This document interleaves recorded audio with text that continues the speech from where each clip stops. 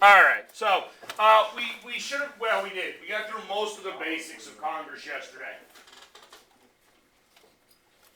I hope you're winning. Did you say no? You're getting killed. No. I don't know. He's in some sort of Call of Duty warfare game. Wait, which one? I don't. All right, look, we need to go over a fair amount of the structural aspects of Congress today. So we talked about who congressmen were, how they get elected, stuff like that. Right now, we went over leadership within Congress. Yes. Yeah. Just nod your head. Yes, we did. Okay. There are 4 different types of committees that exist in Congress. You need to understand those 4 committees in Congress.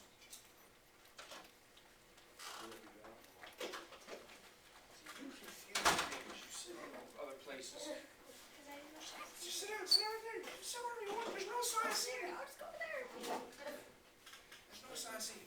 The first is a standing committee. Standing committees are permanent committees. Both the House and the Senate have permanent committees. I shouldn't. I don't think I do. Test you on specific committees. I don't care that much. You understand? I don't care that you memorize the names of specific standing committees like you learn about the House Armed Forces Committee or the Senate Judiciary. No, actually, I do kind of care about the Senate Judiciary Committee. But that's one of the few, and only because I use them as an example here in a minute. Okay? But standing committees are committees that exist all the time in Congress. They have a very specific purpose, right? They look at legislation that covers whatever their broad interest is, right? So like the House Agricultural Committee, obviously that would cover agriculture. The House Energy Committee, that would cover energy and energy policy in the United States. I told you yesterday the committee that you get assigned to makes a difference in terms of the amount of power that you can wield in Congress. Not all committees are the same. Additionally, you would want to be on a committee that was actually beneficial to your constituents as well. If everybody hated Alexandria Ocasio-Cortez, Democratic leadership could put her on the House Agricultural Committee in order to try to kill her off. You understand why? Andrew, you're nodding your head yes. Why do you think? No one really cares about it. But why would putting her on the Agricultural Committee harm her?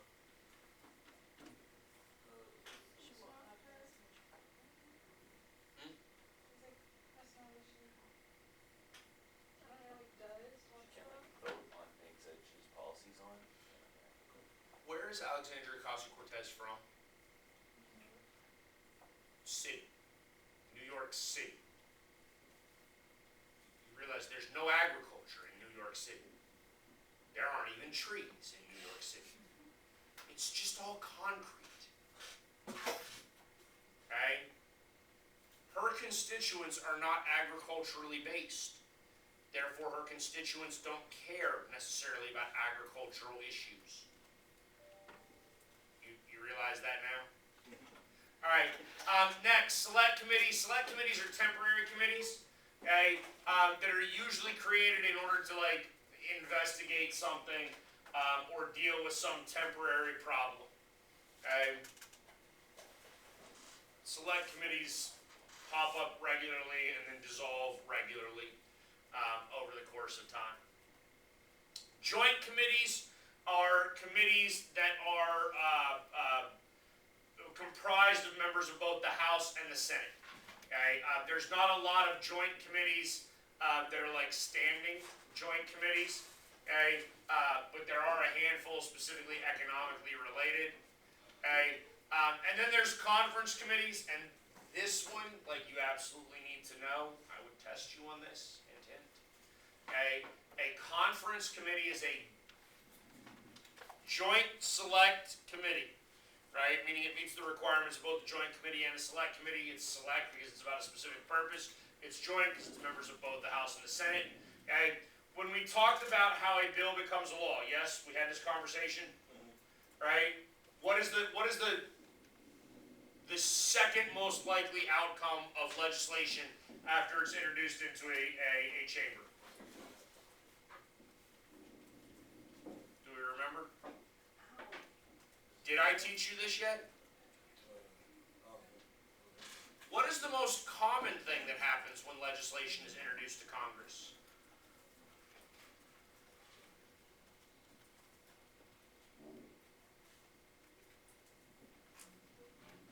Good job. Nothing. Nothing. Nothing happens. Just sits there. Kind of like y'all right now. Just sits there. Nothing happens. Nothing gets done. It's not talked about. It's not debated. It's not voted on. Nothing. Nothing. Nothing. Right? What is the second most common outcome?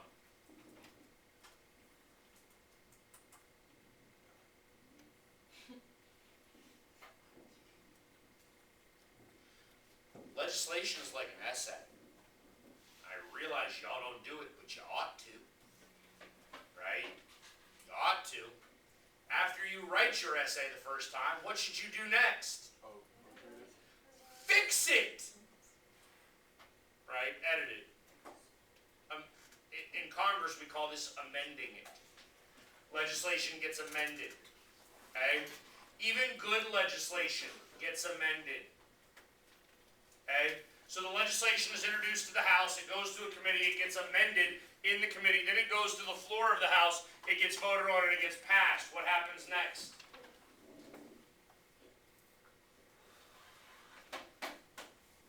I'm going to assume that I haven't taught you this then, or else because it's Friday, we're just all checked out mentally already. I don't know which.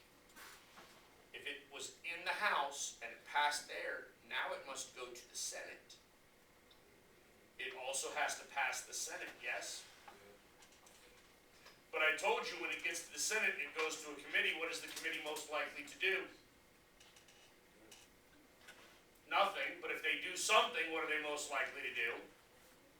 Amend it, right? Then it goes to the floor of the Senate, it's voted on, and it's passed. Where does it go at that point?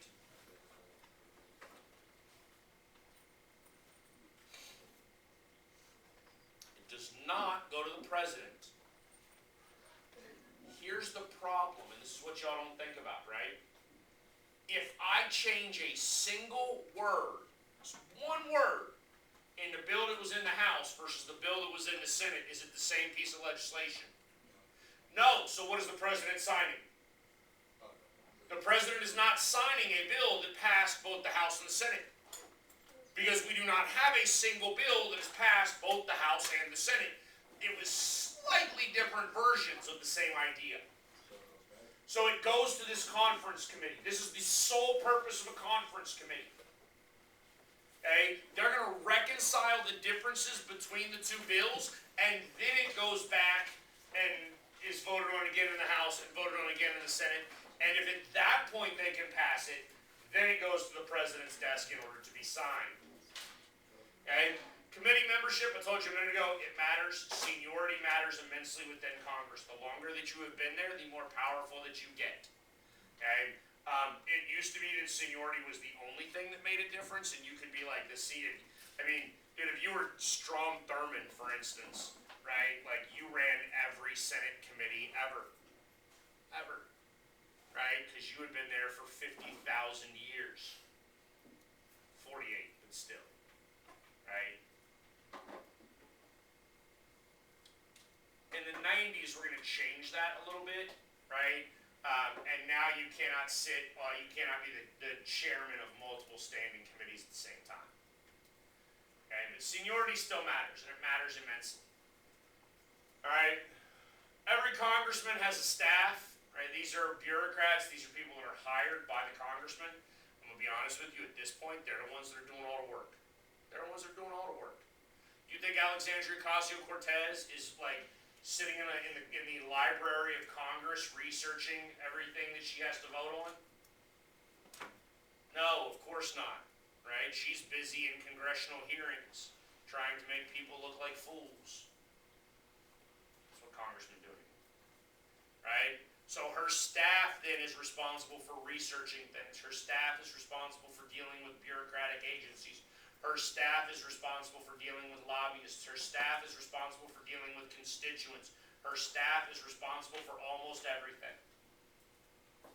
Yes, ma'am. But doesn't she have to like learn it when she's talking about it? Have you listened to some of our politicians? Not really. Okay, I'm going to give you a famous quote, right? Nancy Pelosi once said, and this is actually a real quote, I might be paraphrasing it, so I don't know if it's a direct quote, but Nancy Pelosi once said, we have to pass this piece of legislation. That way we know what it says.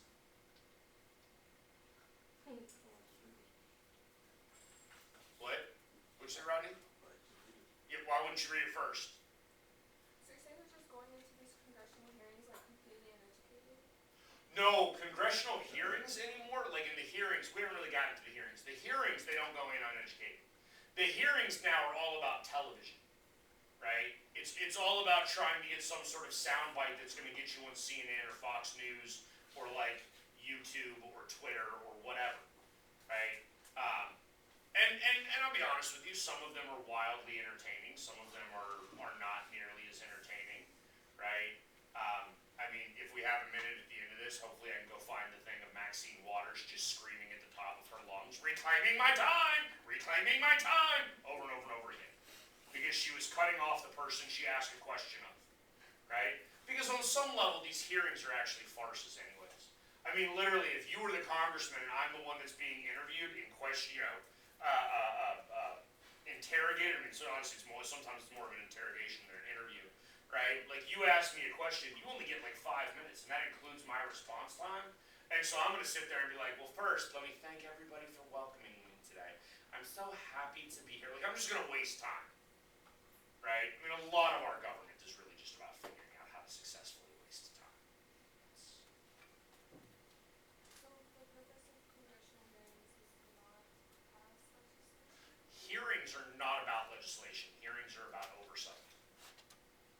Right? So there was a guy, he's not in Congress anymore, but his name was Trey Gowdy, and he was actually one of the more entertaining people. Alexandria Ocasio-Cortez is pretty entertaining too, right?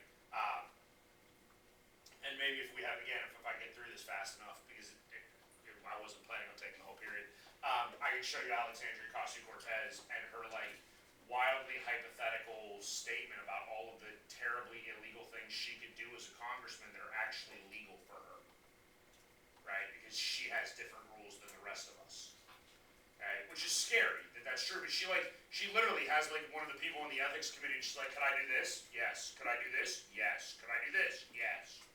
Right? Could you do that? No. Like, I would be breaking the law. It's scary. But I mean, the hearings are about oversight, which is the idea of Congress just making sure government is doing its job properly, right? Like, you realize we have the TSA, yes? Okay, the TSA is the Transportation Security Administration. It's part of the Department of Homeland Security. These are the people that molest you when you go try to get on an airplane, right? And if you don't want to get molested, you can go through the cancer machine, right? So you can go get cancer.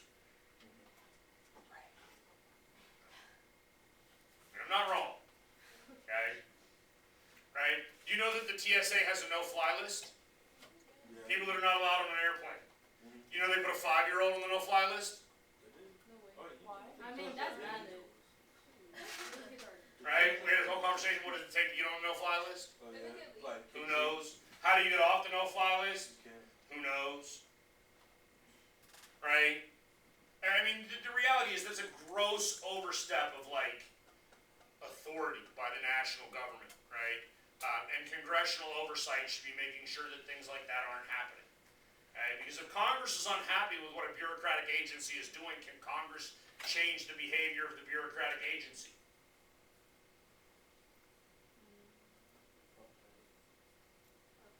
Congress can change everybody's behavior real easily.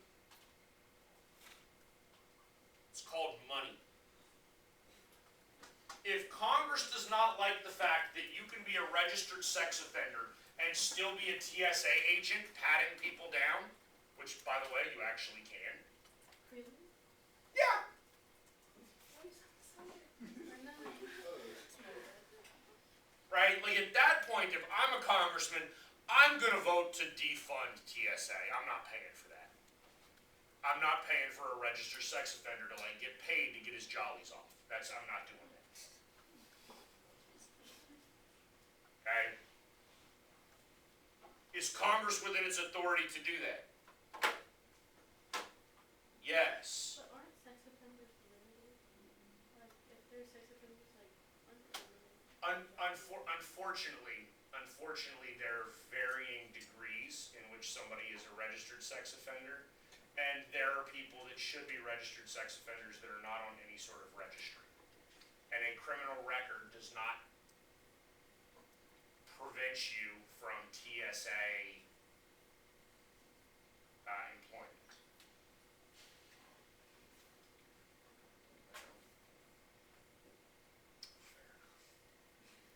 Okay.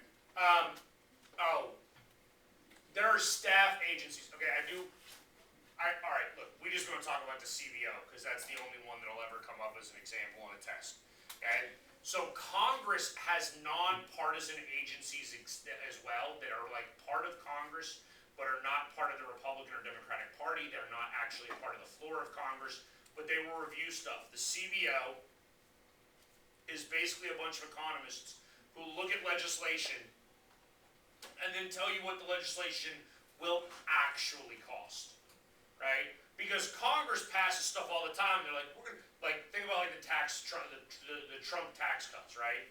They're like, oh, we're going to slash taxes by 30%, and that 30% tax cut is going to lead to blah, blah, blah, blah, blah, and economic gains, and then therefore, like, we'll increase tax revenue because people will be making more money, and therefore, even though we decrease taxes, we're actually going to collect more in taxes, and it's going to be a net positive, and the government's going to make more money, right? And just so you understand, like, when Congress does this, they can put down whatever numbers they want. They can be like, this is going to make a 12% increase in the American economy, right? You have any idea how exponential a 12% increase is? Do you know what good economic growth is for the U.S. economy? Double it.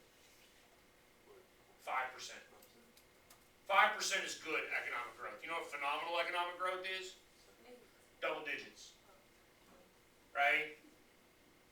You understand never, ever in the history of the United States have we had like double-digit economic growth for like a straight 10-year period. It's not happening. But Congress is going to sit there and be like, we're going to pass this law, and when we have double-digit economic growth for 10 straight years, it's going to be a net zero cost, and therefore it's not going to increase the debt. Don't worry, we'll see that when we see economic policy on Tuesday, and you'll see our $34 trillion debt and how ridiculous that is.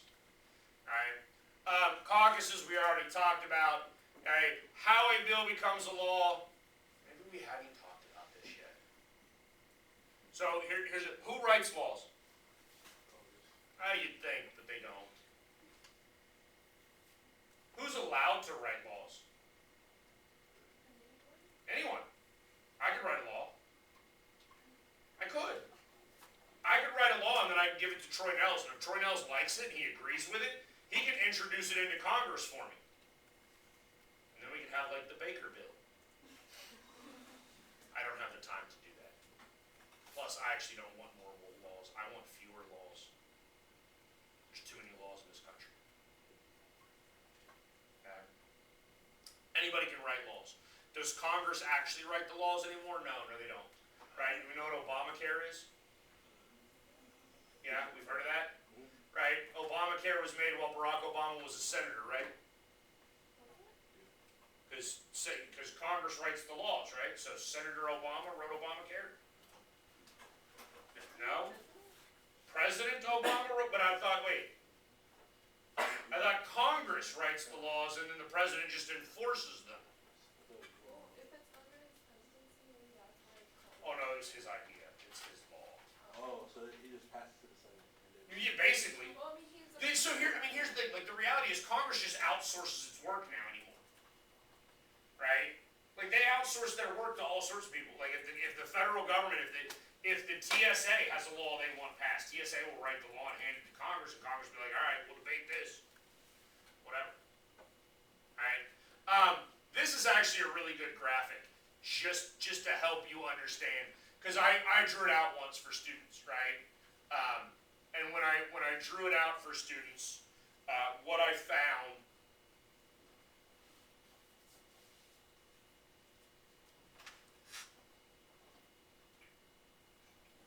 Why is it so? whatever, I don't know. It's like,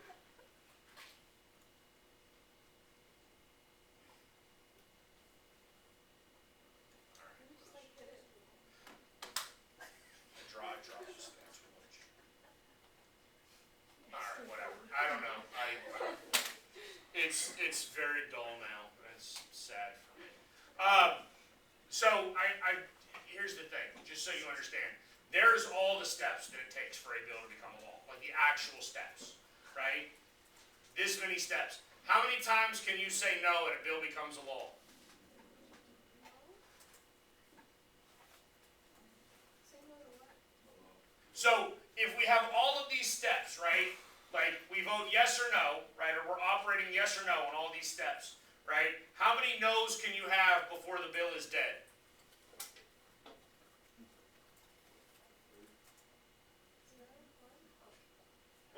One no kills the bill. You understand that? One. Okay? We need like 13 or 14 yeses in order for a bill to become a law. Right? Anybody here good at math? Yes. Yeah? Okay? So I don't know how to do it mathematically, but I'm pretty sure it's like 2 to the 14th or something like that. Right? Like that's the odds of, because you understand, like, step 1, yes or no, you have a 50% chance of it being correct, yes? Right? And then step 2, right, you got to 2, and you have a 50% chance of saying yes, right? Because those are your only 2 options. Okay? Which means if a law does not pass step 1 and it's a no, then it can't get to step 2. Right? If it doesn't pass step 2, that's a no. That means 3 of the 4 options are no's, yes? Like, if you were to flip a coin 14 times, and you had to get heads every time, what are the odds that you do that? Actually, I missed out, so you would have to multiply a fraction every time. You'd have to, so it's 1/2 Small number. to the 14th power, Yep. Pretty like much. that, 1 over 16. right? So 1 over what? 16,000. 1 over 16,000, there you go. Right? 1 over, that's the likelihood of passing a bill, 1 over 16,000. Don't quote me on that, cause I suck at statistics. I'm worse. I'm worse at math, I promise. I'm worse. Right? Already talked about this. Bills can originate not in the House or the Senate. Right? They go to committees. Committees mark them up if they're going to do anything with them. Okay? If they're going to do anything with them, they mark them up. Okay? Can be in the House or the Senate with the exception of revenue bills. Right? Anything pertaining to money is supposed to originate in the House of Representatives. Now, Congress has some really fancy ways of getting around things anymore. Literally 30 years ago, Congress passed a law that said they had to balance a budget. Right? They had to. They had to balance a budget. Does Congress balance the budget? Okay, 30 years ago was in the 1980s, yes? Anybody know what our debt was in like 1986? $3. Significantly more than $3, $3 million? right? Right, we approached $1 trillion Wait, how long ago? in the 80s. Oh. Okay, in the 80s we approached $1 trillion. Right, the current debt is like 34 trillion. Okay.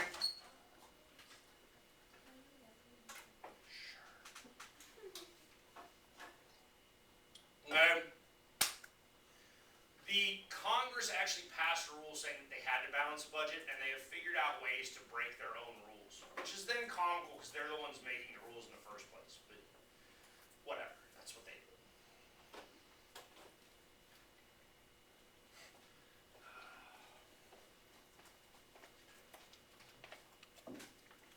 All right.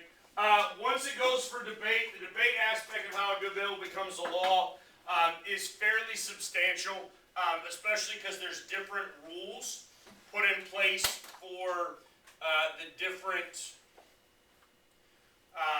chambers. All right. I think I told you this yesterday. The House of Representatives has very strict rules. Yes. All right. The House of Representatives has very strict rules because there's 435 members. The Senate, on the other hand, has significantly less strict rules because there's only 100 of them. And so in order for legislation to go to the House of Representatives, like the actual floor of the House, they have a whole rules committee that determines the rules. And the Senate is a little less formal And one of the things that happens in the Senate, and I don't know if I'm gonna have to teach this in a couple of years, there are people that wanna see this, removed, right? There are people in, the United States, both in and out of government, who would like to see the end of the filibuster rule.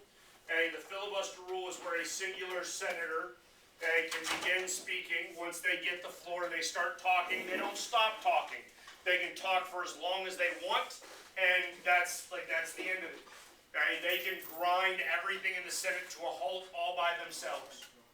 Okay, in order for that to not happen, right, like if you want to block a filibuster, you have to have 60 votes.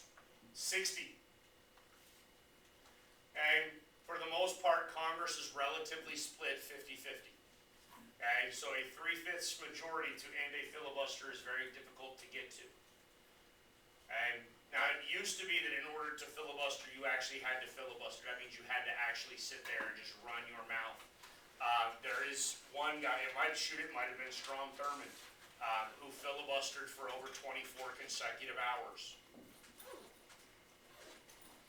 So, and just so you understand, we're gonna get disgusting here for a minute, right? But like, you get the floor in the Senate, you start talking. You cannot give up the floor, right? Which means you cannot leave the floor of the Senate for over 24 consecutive hours, right? What do you think you would have to do in 24 hours? Use the restroom, right? That dude literally had an aide in the closet with a bucket, right?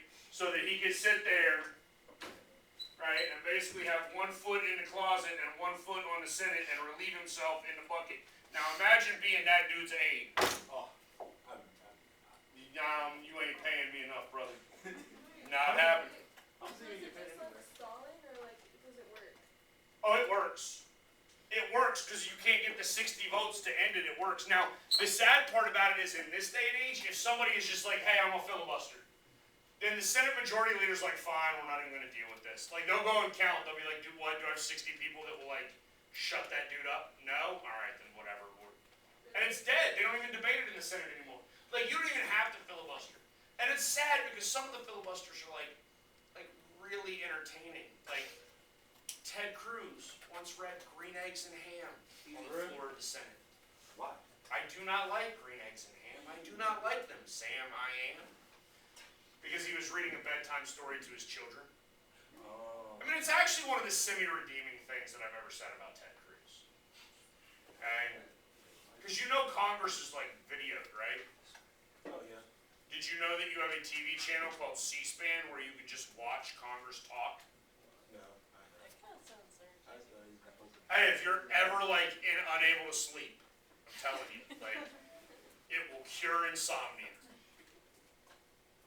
And alright, but the filibuster now is I mean, look, I'll be honest with you, I don't want government. Just so you understand, this proves that we don't want government to be efficient. You understand that, right? You understand the downside of efficient government?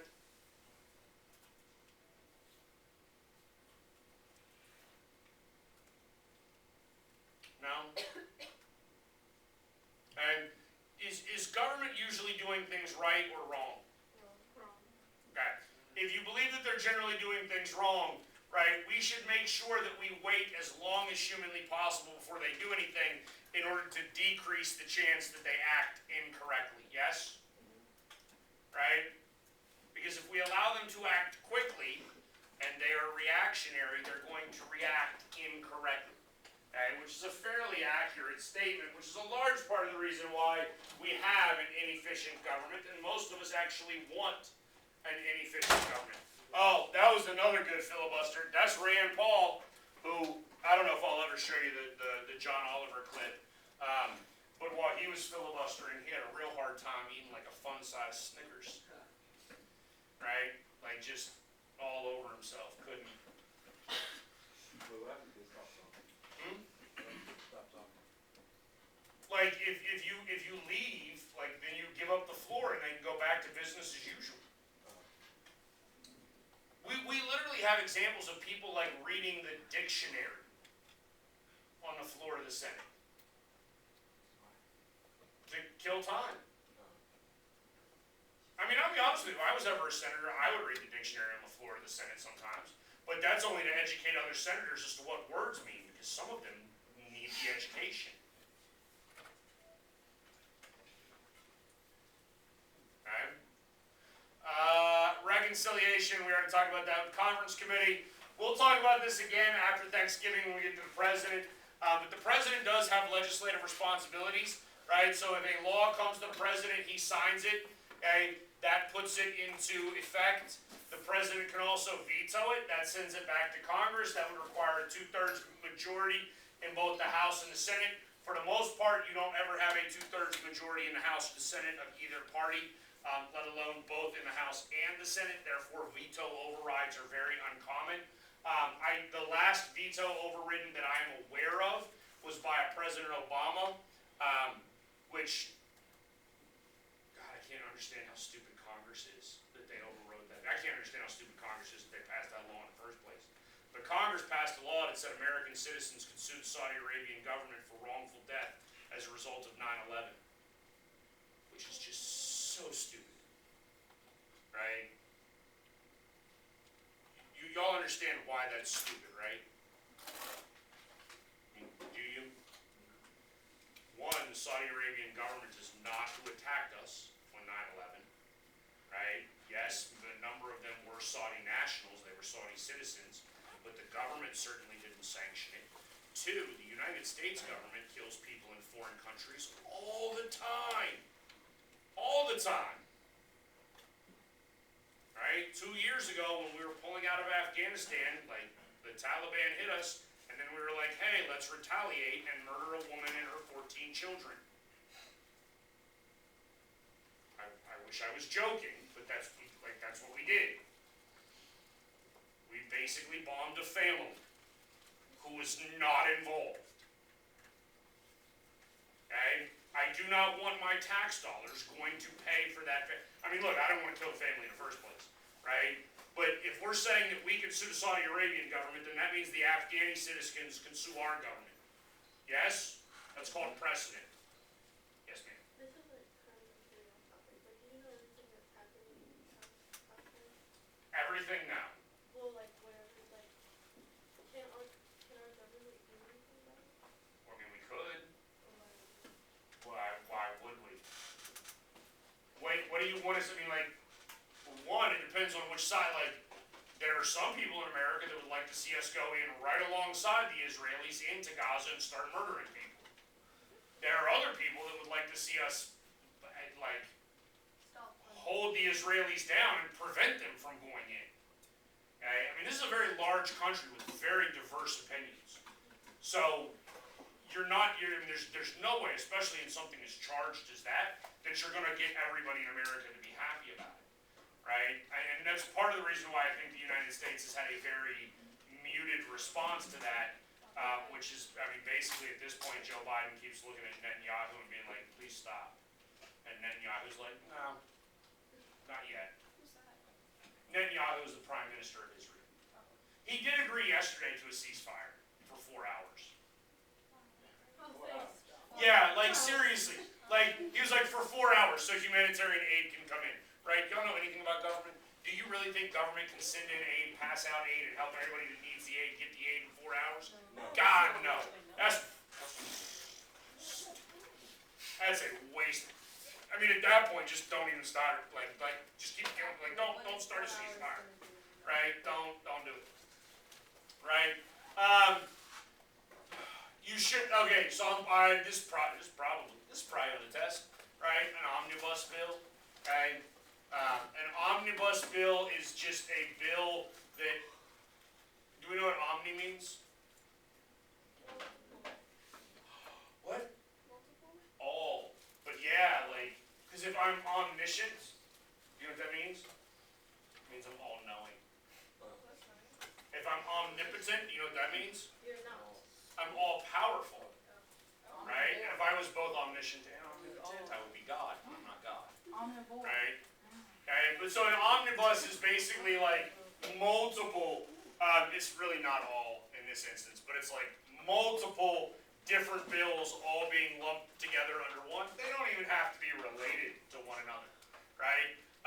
And this is the way how like government gets around balancing the budget, because instead of submitting a budget, they actually submit omnibus budget bills, which basically just means like, we're not gonna submit a budget for everything and be like, here's what we're actually gonna spend. They're like, here's $20 for this group, 500 million for that group, whatever. Right? There you go. Federal appropriations. Appropriations, you need to understand, that's another word for revenue. No, sorry. Appropriations is spending. Okay? Sorry, appropriations is not revenue, that's appropriations is expenditures. Okay? You can read that on your own, I don't care about the government shutdown.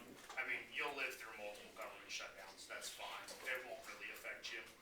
I mean, unless you want to become like a park ranger, and then you won't get paid. But Congress gets paid, so, hey, there's that. Right? Party unity, I think we talked about this already. You absolutely need to vote the way your party votes. Or else they'll kick you out. Right? Why do you have to label yourself? Hmm? Why do you have to label yourself? Because that's the only way you're going to get in there in the first place. In Congress? Yep. You have to be a label? Yes, you have to be a Republican or a Democrat. We went over that, right? Why third parties can't win in this country? Oh, yeah. Right? Like they can't win. But they, okay, what if you, like, say that you're, like, a Democrat, and then you get voted, and then you're like, Okay, so there's actually people that do that, right? And then like Kristen Sinema, for instance, she got elected out of Arizona as a Democrat. She's not really a Democrat, she's a little weird. She got weird beliefs, right? She actually had to leave the Democratic Party and declare to be an independent, but now the Democratic Party is trying to run somebody in Arizona to replace her. They're basically running against their own person. That actually happens regularly. If you don't toe the party line, they will primary you out. wait, so it's a requirement to, like, pick either or party? No, you can run as an independent, but independents lose. Like, okay, so y'all know who Bernie Sanders is, yes? Yes. You know Bernie Sanders is an independent? Yes. Do you know how Bernie Sanders keeps getting elected as an independent? Yes, because he runs as a Democrat in Vermont. Correct. He runs as a Democrat in the primary, wins the Democratic primary, and then goes, thanks, but no thanks. I'm going to run as an independent. Now a Democrat can't run against him, and it's Vermont, so he wins. Okay? But the Democrats are going to run somebody against Kristen Sinema in Arizona, and she's going to lose. Well, why is it like that? Because the parties wield a significant amount of power. So why? Because of the way we conduct our elections. Can't we change it? We could, but you have to amend the Constitution. That's incredibly hard. Where in the Constitution does it say, like, that two parties hold power? It doesn't. It says how we conduct our elections, right? That we have single-member districts, right? That you are elected at the district, which means that you are only running against people within your own community. Ultimately, that fact, rather than running as a nation as a whole, because you run against a community, that leads to a two-party system. Because most of us don't vote for the, listen to me, I can't tell you, I don't know that no, that's a lie. In 2016, I voted for somebody I actually liked. Myself. I like me, right? That is the only time I have ever voted for somebody that I actually like. No, I just wrote my own name in. Because I was not voting for Hillary Clinton or Donald Trump. So what you run? What? Would you run? I didn't run. I just wrote. You don't even write anything onto the ballot you want. Why'd You know, like Elvis Presley gets votes for president of the United States still. No. I'm saying, would you run? I don't understand what you're asking. Would you Would run you? for president? Well, oh, would I? Yeah, would. Oh God, no. Why not? Why? I wouldn't hold up to a background check. Who's your favorite? Oh. No, I got too many skeletons in my closet. Like what? Who's your favorite? Like my familial history is that I'm not dragging my family through But that. you have the military, like, you have Yeah. military history. Sure, but that's the only. I have no other governmental experience. That's true. But Donald Trump's also a billionaire. I don't have that kind of money. Donald Trump Maybe that'll funded. make you appeal more to the people. Donald Trump funded his own primary campaign. How about that? I I can't run for president. You know it costs $1 billion to run for president of the United States? Y'all gonna give me $1 billion? Hey, You give me $1 billion, I'll run. I'll vote for him. really? I can't vote yet. Was If you had to pick the one of them. I don't know. William Henry Harrison. Well, you know what? Yes, William Henry Harrison is my favorite president. Who's that? like numbers He's number 9. 9? Wait, why? You weren't even born yet. Yeah, 1841. Why? Because he lasted like 30 days, Oh, no. and then he died, so he didn't screw anything up. Was he the one who went out like to his I'm not gonna laugh. Yeah, he was the military dude that went to his inauguration in a freezing rainstorm with no coat, because he was a man. Right? I appreciate that manliness. No, I don't. But he at least didn't mess anything up in his 30 days, because he literally got pneumonia on day 1 and then died 30 days later. So like that's the best, because he didn't mess it. Everybody else messed it up and it made it worse. Right? It's way easier for me to tell you who the worst president of all time is. That's definitively Woodrow Wilson. Like top 3 words. Top 3 words. Woodrow Wilson, and Woodrow Wilson. Was he president 3 times? No. Just got one puzzle. No, but Woodrow Wilson is by far and away the worst president in American history. He's terrible. Why? For a wide variety of reasons. Where would